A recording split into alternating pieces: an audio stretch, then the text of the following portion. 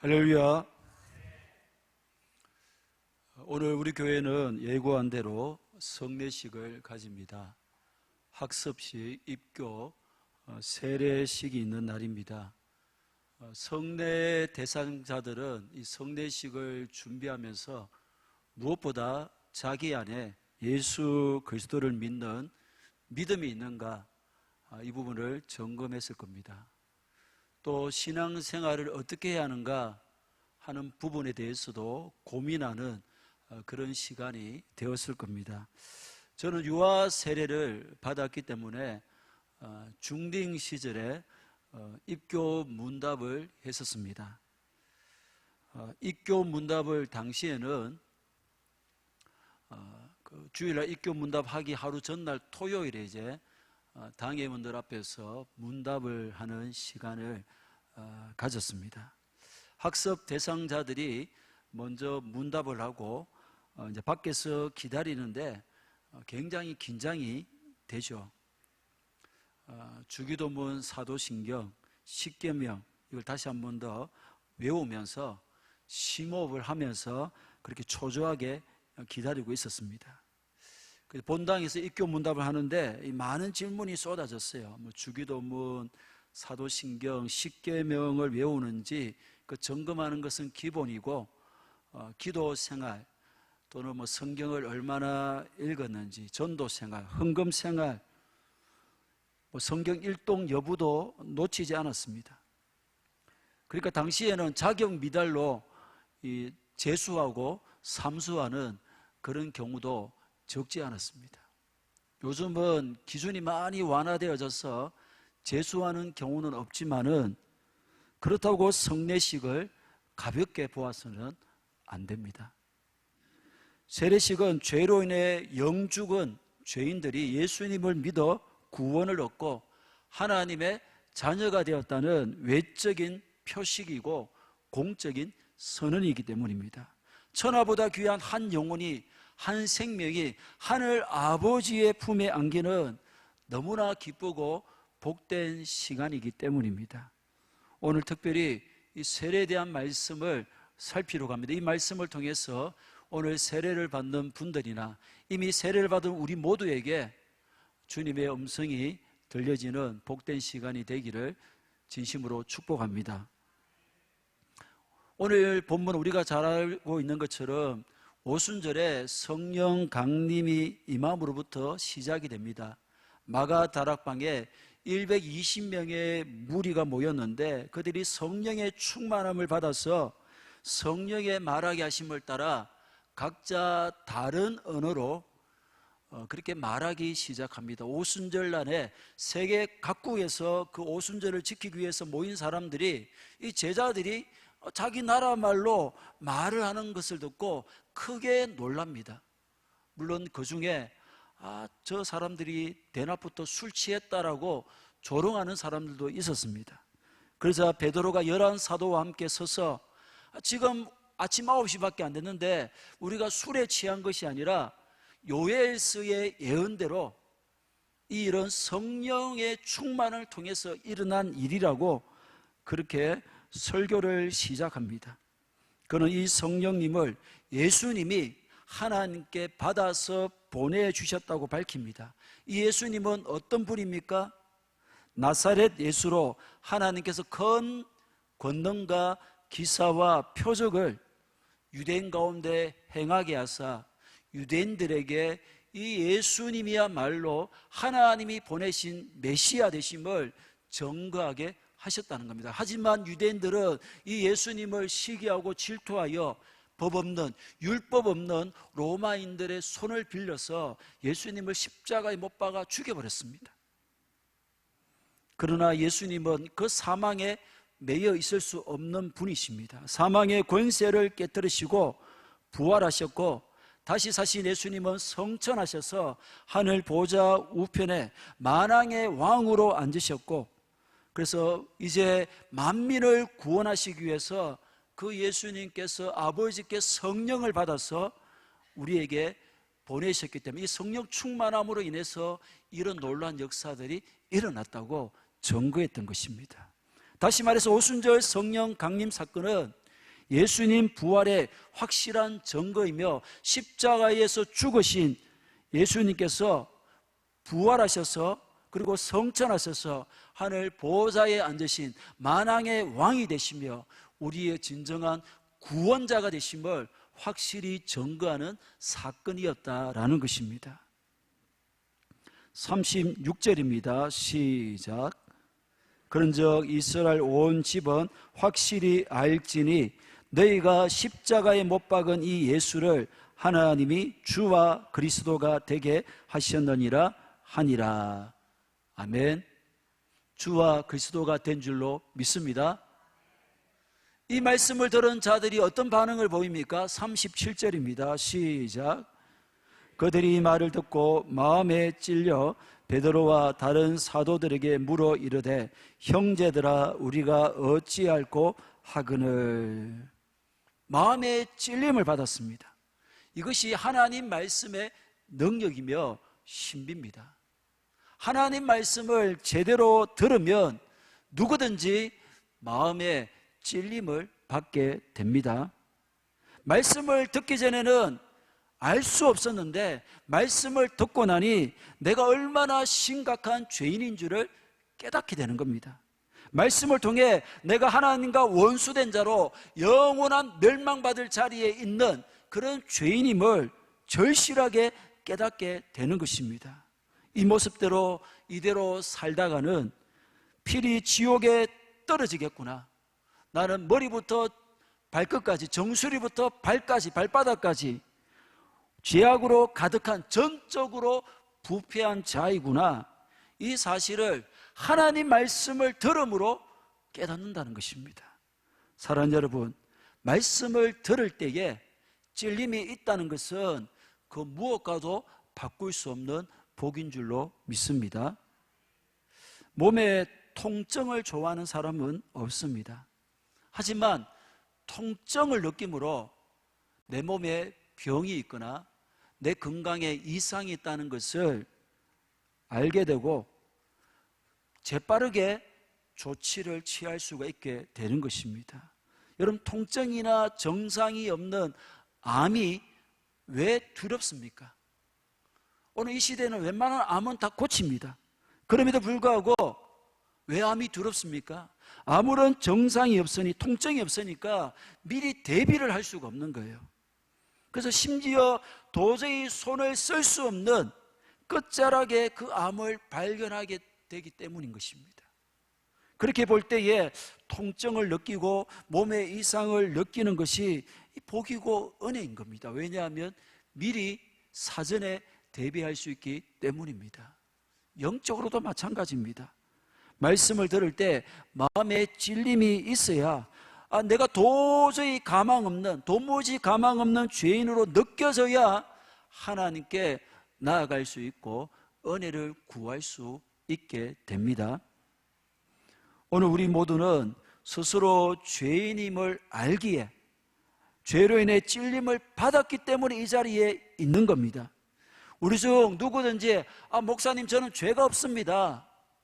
저는 얼마나 착하고 선한 사람, 저는 죄가 없습니다. 이런 사람이 있다면 잘못 찾아왔어요.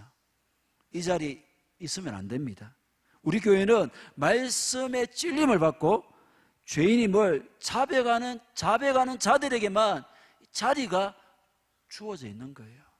나는 죄가 없습니다 라고 하는 의인에게는 앉을 자리가 없습니다. 분명한 것은 찔림을 받고 죄인임을 자각하는 자들만이 하나님께로 나아가 은혜를 구하게 되므로 마지막 영원한 심판, 영원한 멸망에서 건짐을 받게 되는 것입니다. 그러니 찔림을 받는 것이 얼마나 큰 복입니까? 따라서 성경을 읽을 때도 말씀을 들을 때도 찔림을 받아야 합니다. 영적으로 살아있으면 찔림을 받게 되어 있습니다. 가까이 남편에게, 아내에게 혹은 교회 안의 다른 지체에게 말 한마디 실수를 해도 가슴이 두근거리고 마음이 괴로워야 됩니다. 배우자의 마음을 사정없이 찔러놓고 그 밤에 옆에서 아무렇지도 않은 듯 코까지 골면서 주무시면 안 됩니다. 형제 자매를 힘들게 해놓고 나 몰라라 홀로 쿨한 채 있으면 안 된다는 것입니다. 내 영이 살아있다면, 하나님을 의식한다면 사소한 것 하나라도 찔림을 받아야 되고 양심의 가책을 받아야 합니다. 그것이 복이고 우리가 살아있다는 증거고 건강하다는 그런 표식인 겁니다. 말씀에 찔림을 받는 조그만 일에도 영적으로 민감한 복 있는 우리 모두가 되기를 진심으로 축복합니다. 38절입니다. 시작. 베드로가 이르되 너희가 회개하여 각각 예수 그리스도의 이름으로 세례를 받고 제사함을 받으라.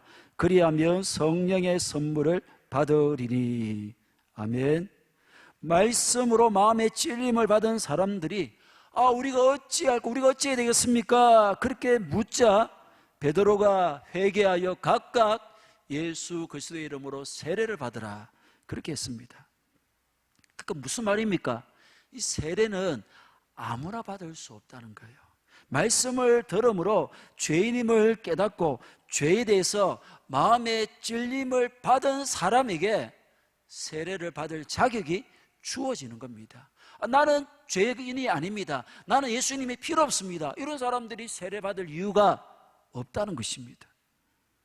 이미 세례를 받은 우리들도, 오늘 세례를 받을 대상자들도 말씀을 통해서 죄인임을 깨닫고 자각한 자인 줄로 믿습니다.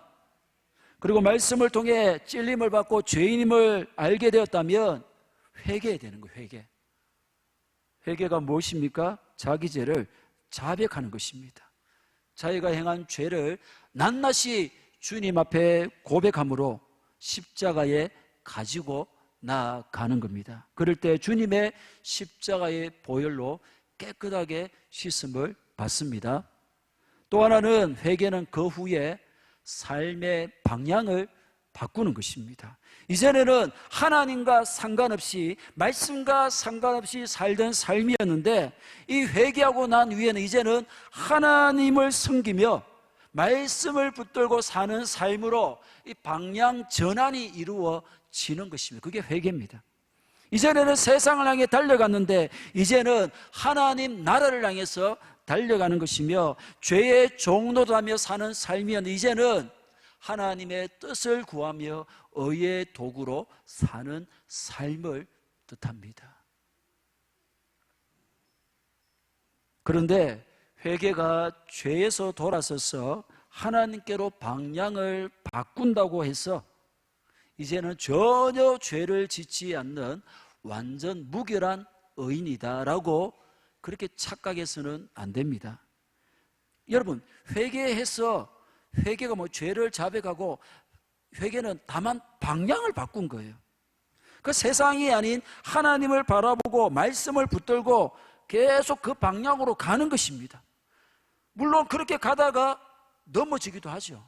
돌뿌리에 걸리기도 하고, 또 가다가 세상이 좋아 보여서 조금 빗나가기도 하고요, 벗어나기도 하고 웅덩이에 빠지기도 합니다. 하지만 또 일어나서 또 빗나간 길에서 돌아서서 웅덩이에 빠져서 다시 빠져나와서는 계속해서 그 방향으로 계속 하나님을 바라보고 가는 겁니다. 여러분, 좀비 아시죠? 좀비를 안다니까 좀 이상하다 질문인 거죠. 좀비 저도 잘 모르는데, 그럼 좀비 그 영화나 방송을 통해서 좀비가 뭔지는 아시죠? 막 이러면서 막 이러면서. 좀비 특징이 뭔지 압니까? 목표물이 정해지면 끝까지 갑니다. 그냥 막 목이 막 이렇게 떨어져 나가고 팔이 막 떨어져 나오고 다리가 꺾여도 그냥 막 이상한 소리를 내면서 끝까지 물고 늘어집니다. 구원받은, 다른 말로 진정으로 회개한 자는 좀비예요, 좀비. 어떤 일이, 어떤 타격을 받아도 누구를 향하여? 하나님을 향하여. 그 방향을 바꾸지 않고 끝까지 밀고 나갑니다. 이렇게 회개했다면 이제는 세례를 받아야 합니다. 회개와 세례는 신약에서는 이게 둘이 양분될 수 없는 동전의 양면과 같습니다. 세례 요한의 메시지를 듣고 회개한 자들이 회개의 구체적인 표시로 물 세례를 받았습니다. 마찬가지로 베드로의 설교를 듣고 역시 회개한 자들 역시 그들의 진정한 회개의 표시로 세례를 받았던 겁니다. 개인적인 회개와 믿음을 통해서 예수님을 영접한 자들이 공적인, 모든 성도들이 보는 앞에서 하는 공적인 세례를 통하여 자신의 회개와 성도됨을, 신앙을 이 성도들 앞에서 공식화하는 것이 바로 세례식입니다. 하나님의 새 언약 백성이 되는 길은 복음에 대한 반응으로 진정으로 회개하는 것과 그 구체적인 표현으로 그리스도와 연합하는 세례를 받는 것입니다. 당연히 세례는 누구 이름으로 받습니까? 예수 이름으로 받습니다. 예수 그리스도의 이름으로 세례를 받는다는 것은 예수 그리스도를 믿고 의지함을 뜻합니다. 그분이 십자가에서 흘리신 피가 내 모든 죄를 씻었기 때문입니다. 그분의 십자가에서 죽으심으로 우리도 우리의 모든 죄에 대해서 죽게 되었기 때문입니다. 오늘 세례를 받을 때에 머리에 물을 이렇게 끼얹는데 실제로는 온몸을 물속에 잠그고 잠수하는 것을 뜻합니다. 이것은 예수님이 십자가에서 죽으시고 무덤에 내려가실 때에 우리도 주님과 함께 죽어서 죄에 대해서 죽어서 무덤에 내려가는 그것을 뜻합니다. 그리고 물에서 올라오는데 이것은 부활을 뜻합니다. 우리 예수님이 무덤에 내려가셨으나 3일 만에 부활하셔서 무덤을 박차고 나오시는데 우리가 그 나오실 때에 우리도 주님과 함께 부활한 것입니다. 죄에 대해서 죽은 옛사람으로 무덤에 내려간 우리가 이젠 하나님의 자녀로 죄와 사망과 상관없는 새 사람으로 다시 부활했다, 다시 살게 되었다는 겁니다. 그러니까 단지 물을 끼얹는 이 짧은 세례식에 이처럼 놀랍고도 신비한 영적인 의미가 내포되어 있는 것입니다. 그렇습니다. 세례는 이제 나는 하나님의 자녀입니다 하는 고백입니다. 그리고 내 인생의 주인은 나를 위해 십자가에서 죽으시고 부활하신 예수님입니다 하는 고백입니다. 옛사람이 죽고 새사람이 되어서 예수님을 나의 주여, 인생의 주로 모시고 영원히 예수님과 함께 살아가겠습니다. 그렇게 하나님과 모든 성도 앞에서 고백하는 의식이 바로 세례식이다라는 것입니다. 오늘 세례 대상자뿐 아니라 이미 세례를 받은 여러분 간절히 바라기는 평생 잊지 마십시오. 우리가 성부, 성자, 성령의 이름으로 세례를 받음으로 나는 죽고 예수님으로 인해 사는 인생이 되었음을 말입니다. 내 안에 예수님이 사시며 이제 나는 사나 죽으나 주님의 것으로 산다는 것을 여러분 기억하십시오. 날 위해 대신 죽으신 주님을 내 인생의 주인으로 모시고 남은 열생을 오직 주님으로만 사는 복된 인생 되기를 진심으로 축복합니다. 38절에 회개하고 세례를 받은 분들에게 자들에게 어떤 선물을 주신다고 합니까? 끝부분에 그리하면 성령의 선물을 받으리니 약속합니다. 우리가 회개하고 예수님을 나의 구주로 믿고 고백하고 세례를 받으면 성령을 선물로 주십니다. 이제 우리가 하나님의 거룩한 성령이 사시는, 내주하시는 성령의 전, 성전이 되었다라는 의미입니다. 그렇습니다. 우리 주님은 십자가를 지시기 전에 제자들에게 너희를 고아처럼 버려두지 않겠다고 약속하셨습니다. 그리고 내가 떠나가는 것이 너희에게 더 유익하다라고 말씀하셨습니다. 예수님이 떠나가셔야만, 성천하셔야만 또 다른 보혜사이신 성령님을 보내주셔서 성령님을 통해 우리와 영원토록 함께 하실 것이기 때문입니다. 성령님은 우리가 평탄한 길을 갈 때에도 함께 하실 뿐 아니라 사망의 엄침한 골짜기로 다닐 때에도 예수님의 영이신 성령님은 우리와 함께 하십니다. 살면서 갈 길을 몰라 답답해하고 안타까워할 때가 있습니까? 성령님께 지혜를 구하십시오. 성령님이 도와주십니다. 뇌물 어찌할 수 없는 장벽에 가로막혀서 힘들어할 때가 있습니까? 성령의 은혜를 구하십시오. 피하게 하시든지 뛰어넘게 하시든지 반드시 은혜를 베푸십니다. 마음이 아프고 괴로운 일이 있습니까? 성령 안에서 하늘 아버지의 이름을 부르십시오. 그 넓은 품에 안길 때에 우리의 모든 아픈 가슴이 싸매어지고 치료되고 회복되게 될 줄로 믿습니다. 우리 모두는 이 위로의 성령, 지혜의 성령, 또 능력의 성령, 은혜의 성령을 영원히 모시고 사는 자가 된 줄로 믿습니다. 39절입니다. 시작. 이 약속은 너희와 너희 자녀와 모든 먼데 사람 곧 주 우리 하나님이 얼마든지 부르시는 자들에게 하신 것이라 하고, 세례를 받은 우리에게 보장된 두 번째 축복은 우리의 구원이 영원히 보장되어 있다는 사실입니다. 예수 그리스도의 이름으로 세례를 받음으로 제산받고 구원받는 일을 39절은 하나님의 약속, 이 약속이라고 합니다. 이 약속의 대상자로 너희와 너희 자녀는 가까이 있는 유대인들입니다. 그리고 모든 먼데 사람은 이방인들입니다. 무슨 말입니까? 하나님의 약속, 즉 이 구원이 가까이 있는 유대인들에게든지 멀리 있는 이방인들에게든지 하나님이 부르는 자들에게 활짝 열려 있다는 겁니다. 성령의 선물이 누구에게든지 유대인이든 이방인이든 인종과 혈통을 뛰어넘어서 가리지 않고 주어지는 그런 시대가 되었다는 것을 뜻합니다. 사랑하는 여러분, 우리는 먼데 있는 사람이었죠. 유대인들이 아닙니다. 이방인들입니다. 하지만 하나님이 얼마든지 부르시는 자들이 되었기 때문에 이 구원을 받았습니다. 성령의 선물을 받았습니다. 그리고 이 구원은 하나님의 약속입니다. 하나님은 신실하신 분입니다. 그러므로 그 약속은 반드시 이루어지고야 맙니다. 따라서 우리의 구원은 절대로 어긋날 수가 없습니다. 우리의 실수하고 넘어지는 한심한 모습을 볼 때에 내 스스로도 내가 이렇게 구원받겠느냐 이런 의심이 들기도 하고, 그때를 놓치지 않고 원수는 끊임없이 우리를 정죄하죠. 우리를 지적합니다. 조롱합니다. 그러나 사실 우리는 흔들릴 필요도 없고 의심할 이유도 없습니다. 하나님은 결코 우리를 포기하시지 않을 것이기 때문입니다. 우리가 내 자녀가, 부모인 여러분들이 자녀가 잘못하고 실수한다고 그 이름을 호적에서 파내지 않듯이 한번 하늘나라 생명책에 기록된 우리 이름을 하나님은 절대로 지울 수가 없습니다.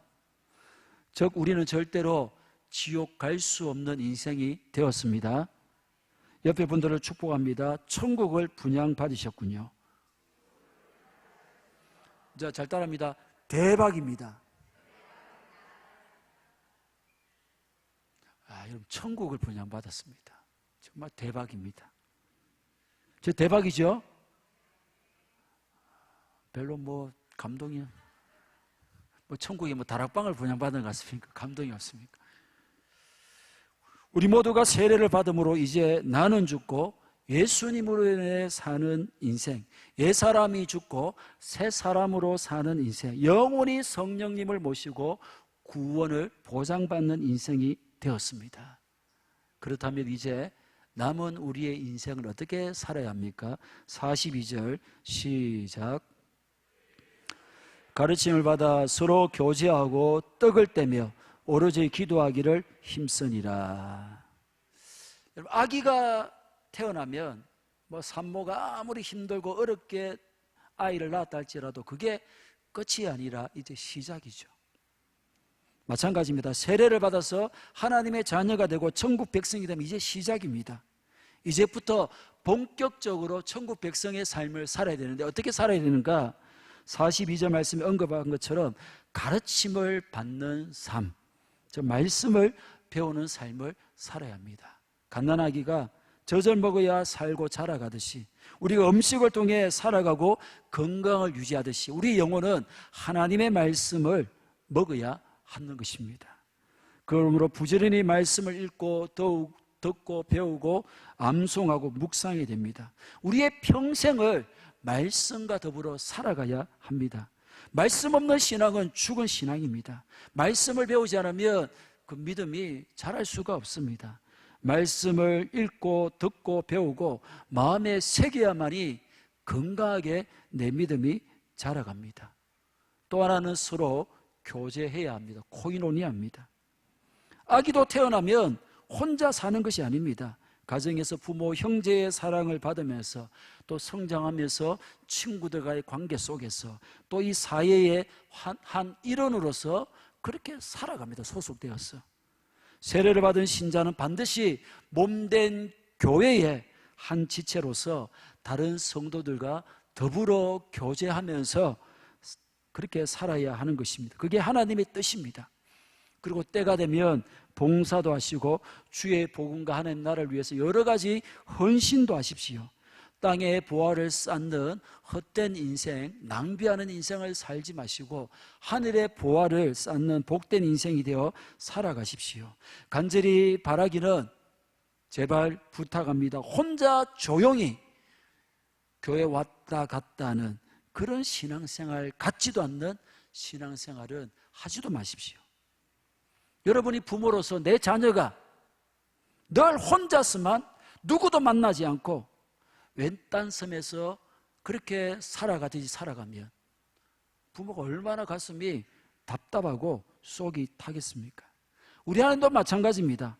교제나 봉사나 헌신도 없이 혼자서만 조용히 예배만 드리면서 신앙생활하는 모습은 하늘 아버지를 답답하게 하는 거예요. 저렇게 홀로 서게 하라고 구원하신 것이 아닌데 다른 성도들과 교제하며 어려울 때에 서로 돕고 도움을 받고 기쁜 일이 있으면 서로 축하하고 축복하고 복음을 위해 협력하고 하나님 나라를 위해서 동력하면서 행복하게 신앙생활하기를 기대하시는데 그걸 위해 구원하셨는데 독수 공방하듯이 그렇게 외톨이로 신앙생활하면 하나님의 속이 숯덩어리가 되는 것입니다. 떡을 떼며 교제하며 함께 주님을 위해서 협력하는 그런 좋은 신앙인들이 되기를 축복합니다. 마지막으로 기도해야 됩니다. 하루에 10분이든 20분이든 시간을 정해놓고 기도 시간을 가져야 됩니다. 내 자신만을 위해 기도한다면 그 10분, 20분도 길게 느껴질 수 있겠지만 여러분 교회를 위해서 우리 구역과 기관과 다른 성도들을 위해서 특히 목회자와 선교사님을 위해서 하나님 영광을 위해서 전쟁이 일어나고 있는 팔레스틴이나 또 우크라이나나 세계 곳곳에 지진이 나고 아프가니스탄이나 이런 나라들을 위해서 북한 땅을 위해서 그렇게 기도하기 시작하면 여러분 기도의 시간은 갈수록 길어질 수밖에 없습니다. 어쨌든 기도는 우리의 영혼의 호흡이기 때문에 또 기도를 통해서 그 응답을 통해서 하나님이 살아계시다는 것, 하나님이 나를 사랑하신다는 것을 체험할 때에 우리의 믿음은 더욱더 견고해지게 되는 것입니다. 그러므로 기도 또한 놓지 말아야 하는 것입니다. 사랑하는 여러분, 예수 그리스도와 연합하는 예수 그리스도로 살아가는 사람이 된 세례의 의미를 마음에 잘 새기고 세례받아 하나님의 자녀가 되었으니 말씀과 교제와 기도에 더욱 힘쓰면서 정말로 행복한 그런 신앙생활을 영위해 나가기를 주님의 이름으로 간절히 축복합니다.